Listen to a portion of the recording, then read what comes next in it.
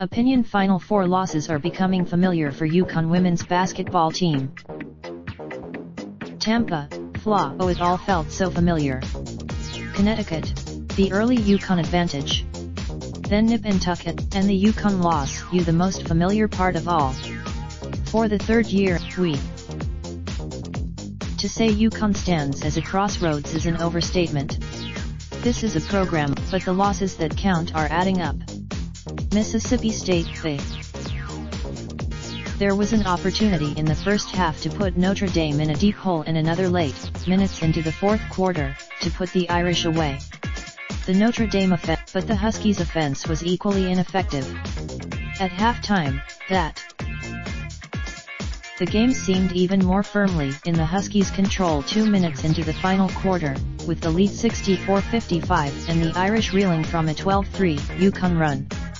Notre Dame called, The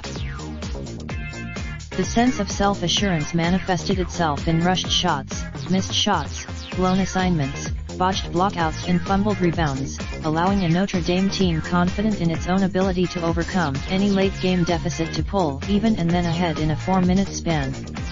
Amid a series of in the sport's biggest momenta, a stage the program has owned for decades, the Huskies did what once seemed largely unthinkable, and did so for the third year in a row. They lost control. In conjunction with, it may be that the gap has closed, if ever so slightly.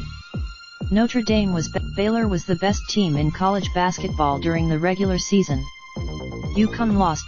It may also be that UConn is no longer prepared for tournament pressures by being a part of the American, which unlike the Big East Conference has failed to put forth even one team capable of putting a scare into the conference front-runners. Not being tested, it's just that UConn once made it look so easy. The program that, sometimes. This article originally appeared on USA Today. Related slideshow: Best of the NCAA tournaments provided by Iman. Raindrop, drop top, smoking, no cooking the hot pot. Fucking on your bitch, yeah, that. Looking up, open the park,